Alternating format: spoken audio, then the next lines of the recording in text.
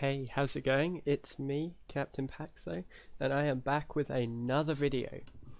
Today it is Lego Harry Potter Years 5 through 7, Year 7 replay story.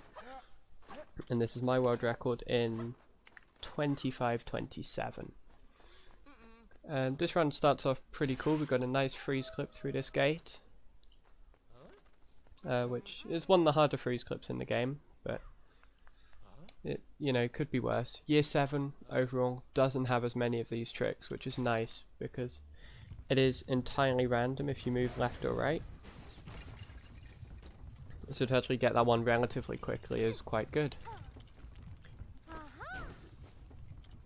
And then we move on to the inside of 7-3.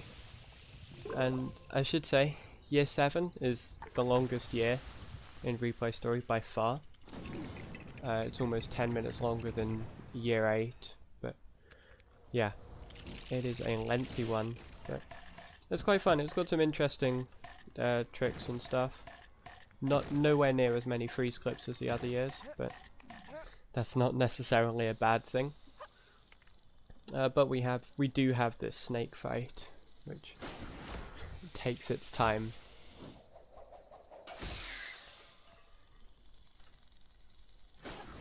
So yeah, while we're here just watching this, it is worth saying, as of recording, I have now got the board sweep for all 4 years replay story, which is really cool. Not necessarily something I set out to do. Just at the moment I'm just using this as a break from my exams, but it's very nice that we're able to get it. It feels pretty good, pretty cool that I can actually have some achievement with this, which is nice. Also, cool moment in the run, we have Snake with the cake. Very cool. I don't know why, I always point that out every single time. But yeah, it's been fun being on this grind. I'm not sure what I'm going to do next. I want to improve some of my other runs, like Year 6 can definitely do some improvement, and probably Year 8 as well. But we'll have to see. Exams are the main focus at the moment. But anyway, last phase of the snake fight. Hit it with the flowers, because of course. And then with the thing, I don't know what that is, but it's the thing now. And then the other thing. Cool. Snake's mouth drops open. Launch the lamp into the snake's mouth. And then throw it. And somehow the lamp disappears, like, within the snake. I'm not sure how that works, but it's a Lego game. I probably shouldn't question. But anyway, we saved a little bit of time in that 7-3, which is nice.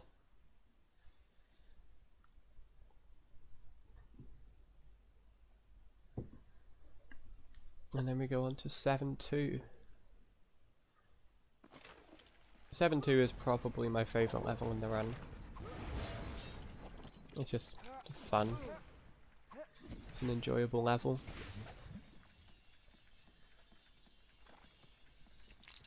But then yeah, also really good this time round. I have my characters the right way round.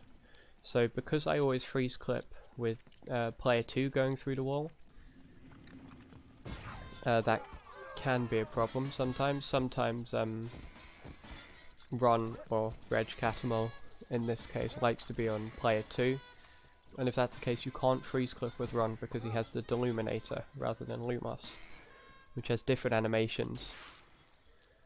But we're lucky, we can freeze clip with Harry through there, and then again through this wall, because we don't like doing things casually. Where's the fun in that? This almost looked like it was going to be an instant freeze clip. Like, seriously quick, but it wasn't quite. It took a few seconds, but still pretty good. So yeah, managed to use magic on that through the wall. I accidentally pulled out the bird again. That's a tiny bit of time loss, but in the grand scheme of things, it's not too bad. And then Umbridge boss fight. Woo! There are, for some reason, there's a lot more boss fights in year 7 than any other year, and all the boss fights are a lot more boring. Or a lot longer anyway. The longest one outside of year 7 is probably the Snape fight in 8-2, although maybe the Voldemort fight in 8-6, but we skipped that. But other than that, the Bellatrix fight in 7-6, this fight, the Snake fight in 7-3, there's a lot of lengthy fights here. But I mean, it's cool, adds something a little bit different, and although it's not that great for a speedrun, from a casual perspective, which is what it was designed for, it's not too bad.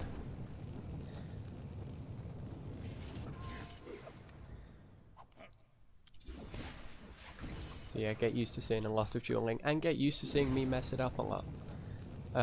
What happened there was I shot something, and the debris in the middle intercepted it, so then the other dude could get a shot out, which is unfortunate. If I was paying attention a little bit more, then I would have used player 2 to kind of try and push the debris out the way, like I just did there, so that when I do the duel with Umbridge, spoiler,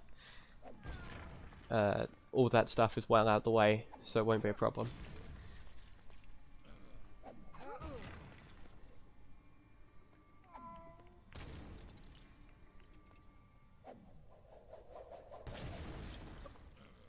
Also, Mary Catamol, who was in the middle there, just disappeared somewhere.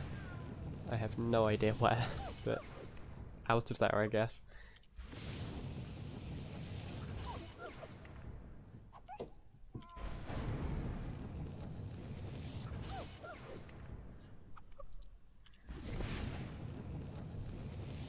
And then, yep, finish off this fight pretty good, and then we have an auto-scroller. As far as I'm aware, this auto-scroller is not like the auto-scroller in 5-6, where if you take deaths it warps you forward. Although, I haven't actually tried it, I just saw a couple runs and didn't see a difference. But if that is a thing, then that would probably save a good few seconds. But it's a short auto-scroller anyway, and we finish the level with a nice gold. On to 7-1. 7-1, really cool level. The freeze clip isn't the most fun sometimes, but it's alright. Because the out of bounds movement makes up for it. The out of bounds movement is very fun, to be fair. One annoying thing in this room is the lack of split screen. It does make things a little bit more awkward, but again, it's manageable.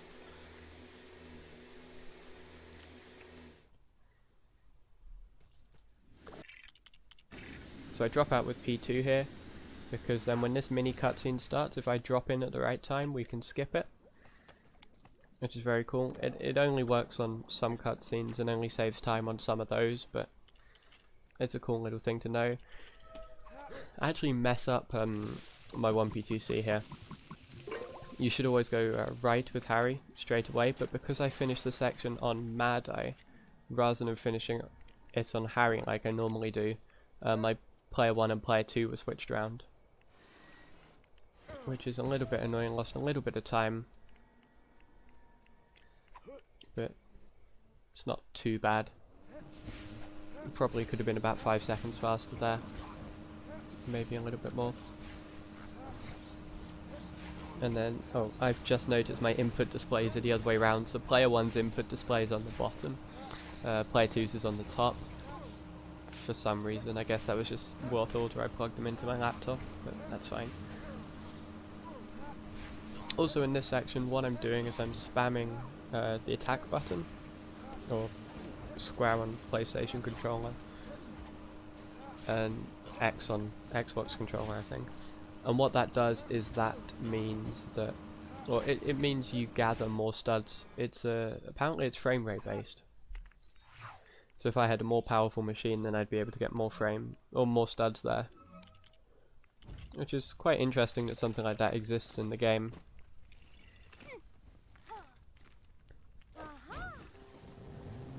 But yeah, there's obviously no need for that, it's just something to do during the cutscene. And anyway, here's the next and last freeze clip of the run. Freeze Hermione. That was a bit of a bad angle, but there we go, and I was really quick out of bounds. This clip has not really been nice to me, so to get that out of bounds quickly was very cool. And then I aim for this kind of gap in the curtains and jump, and we're in the trigger. And that's the level. Another gold as well. I could have saved a few more seconds there, but wasn't too big a time loss. I think ideally I could have probably been 25 seconds ahead, just in that 1P2C with Harry and Hagrid. Now we go on to 7-4. 7-4 is a pretty cool level. Unfortunately, for me at least, dropping cutscene skips don't work in this section because it takes too long to call in the second or the other player. There's a decent amount of delay on it, which is weird, but is what it is. It's a shame really, because there are a lot of them in this section.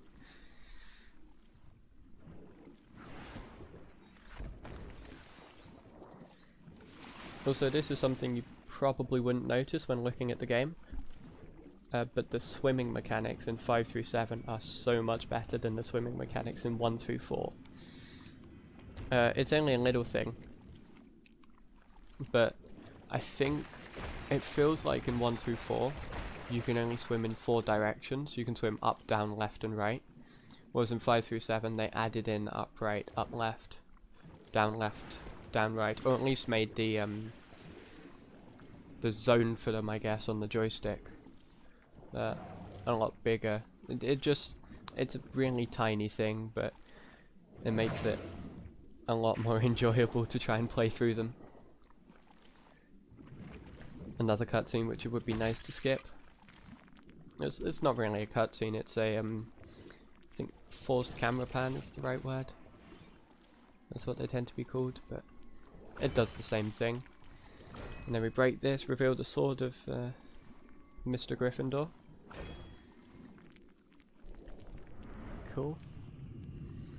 And then we go, this section is actually really kind of underrated. I mean, this 1P2C isn't great, as you'll see.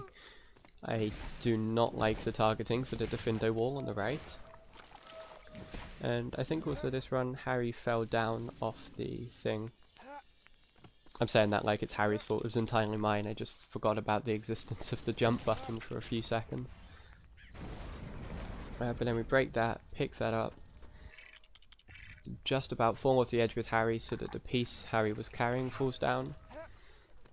And then drop in cutscene skip, and we can pick up that piece again. And pick up this piece as well once Ron stops targeting the torch.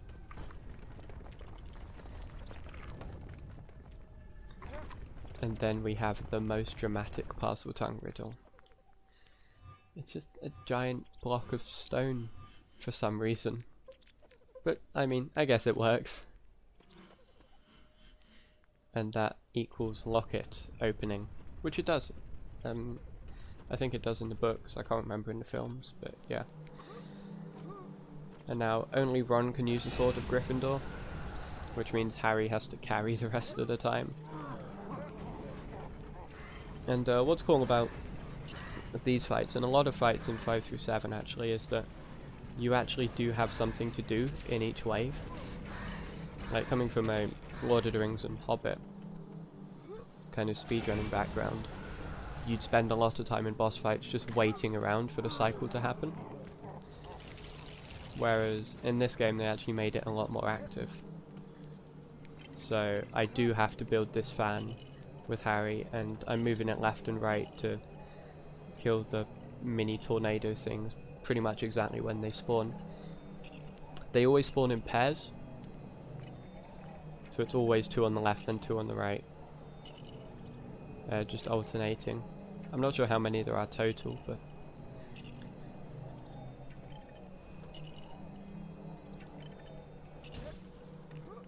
yeah, I mean, in my opinion they could have made that phase a few seconds shorter and it would have done the same thing. Just like a few less tornadoes, but it still works pretty well. And now we go on to 7-6, which is probably got the longest boss fight in the game. But we do have some cool 1P2C before.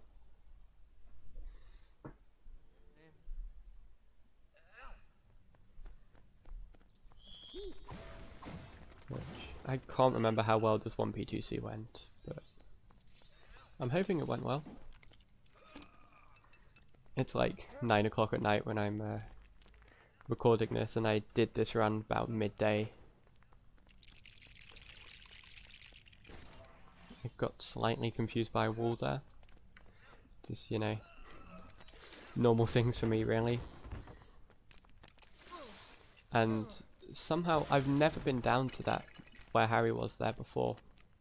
And for some reason I just managed to find my way down there.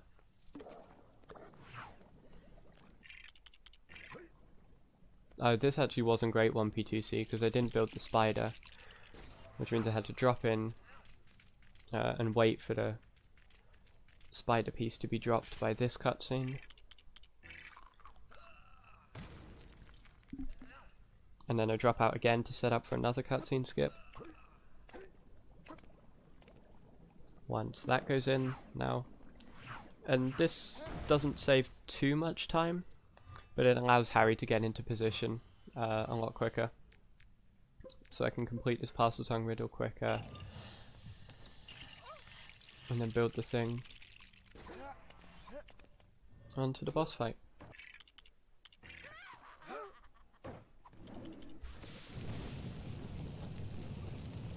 And yeah, this boss fight is an experience, to say the least. I mean, it suits the kind of dramatic moment of it, I guess. Because this is obviously the part of the climax of Deathly Hallows Part 1 in the films. And the game is a lot more based off the film than it is in the book.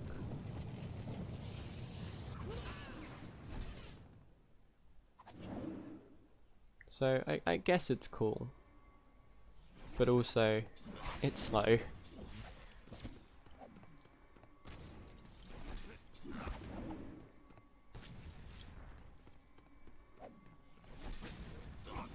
Yeah, that's another reason why we do it towards the end of the run. So kind of, at this point when you're in the boss fights, not much can go wrong. I'm sure I'm gonna say that now, and then if I ever come back to this and I'm on a run which is like 30 seconds ahead, pushing a sub 25-minute time, then of course something's going to happen and I'm going to lose more than enough time and probably won't even PB, but for the moment that's not happening, which is nice. But yeah, it is very difficult to lose time on boss fights. Well, not difficult, it's just less likely, which is why it's put later. That's 2 phases done. Now they change it up for the 3rd phase, which is actually quite cool. I like the change. Although it is kind of reminds me of the Myrtle, Moaning Myrtle boss fight in Harry Potter Years 1 through 4. But that is RNG, whether the actual pieces you need spawn or whether Silver's pieces spawn. In this game it's entirely predictable. It will always take 2 cycles for Malfoy to spawn 1 and an extra cycle for Narcissa to spawn 1. And then final duel with Bellatrix. It's worth saying as well, I always know what spell I was going to go on to next, because it cycles round in a sequence of purple, red, blue, yellow if you have it, orange, and then back to purple. It's always the same cycle. But anyway, that's 7-6 done. We don't see Dobby die. Spoiler. Probably should have said spoiler before. And then we go on to 7-5, which I almost selected the wrong level. That would have been bad. I don't know what I was thinking. I think I was thinking of Year 6. Because in Year 6 we do Yeah, we finished with 6-6, then 6-4. I don't think this 1P2C was that great either. Yeah, it wasn't bad, I guess. We got Crookshanks out relatively quick. Drop out for a dropping cutscene skip. Now you actually have to wait a minute there before recalling Crookshanks. Because otherwise, if you recall Crookshanks immediately as you drop in, Crookshanks will actually switch characters on their own, on his own I think. Which is something that should never happen, because it should always be when you press the character swap button. When Crookshanks is out, Crookshanks just gets recalled. But for some reason, a few frames after you drop in and have Crookshanks out, it can happen. But anyway, we spawn these stairs and go into probably the most infamous section for the speedrun, the Three Brothers section. Now, from what I've heard, everybody absolutely wants this section to be skipped. Unfortunately, the resources you're given are very little. And, oh, this went really badly, didn't it? Yeah, because I then switched characters and realised neither of them had actually got over this jump, which is incredibly bad. Just on that alone, I lost a good few seconds. But yeah, I think this section was, I think it was the demo for this game when they had it at some kind of show, I guess, but it's not fun to play speedrun wise. The mechanics are very limited,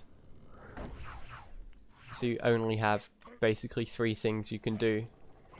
One of them is use the Elder Wand to destroy the golden pieces, the other one is use the Resurrection Stone to move a ghost, and the third one is to use a cloak to avoid death.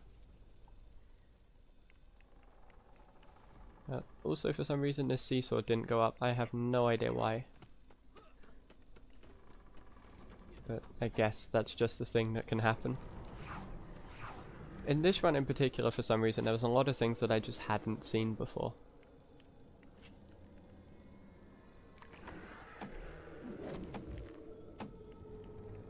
I should also say, this run is definitely improvable. I wouldn't be surprised if kind of... I think even a mid-24 is kind of a decent run. Like, I could see someone who's actually, you know, good at the game, knows what they're doing in this year, saving a minute off of this. Not that I'm kind of... I wouldn't say that I'm like the worst at the game, but just the fact that learning this speedrun kind of this weekend has been the first time that I've played these, or 5 of these levels. I played 7-1 before, because that's in any percent, but then 7-2 through to 7-6 I had never played before until yesterday.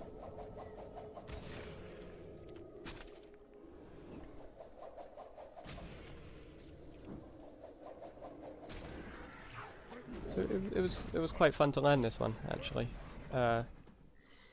It does help. It wasn't as much of a grind as the other 2 to try and, or other 2, year 5 and year 6 to try and get world record. Not because the world record wasn't as optimized, I think just because there's less freeze clips. And I mean, this world record hadn't been done competitively that much. I mean, Frost run is, you know, it's a standard run,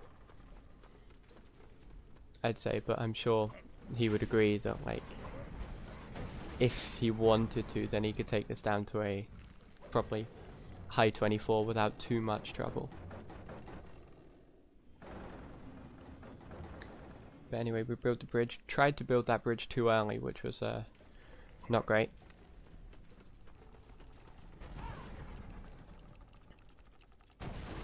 Also, the targeting in this section is pretty trash. Just missed the cycle on the elevator, unfortunately. It'll be interesting to see if that cycle's the same every time. Or whether it works kind of globally off the section.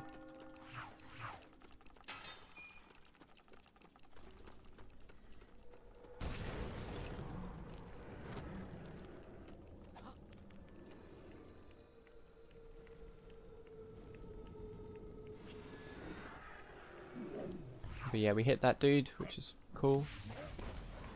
Switch to Elder Wand, and we only need the wand guy for the rest of the section.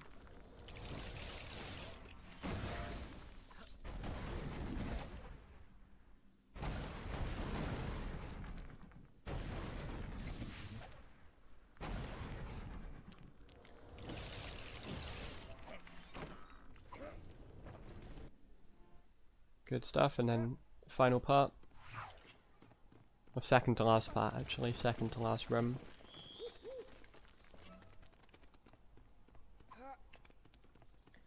Go through here with the bird. One of the advantages of doing this in replay story is you don't have to do this big puzzle to get yourself strength potion. You can just use strength straight away, which is very nice.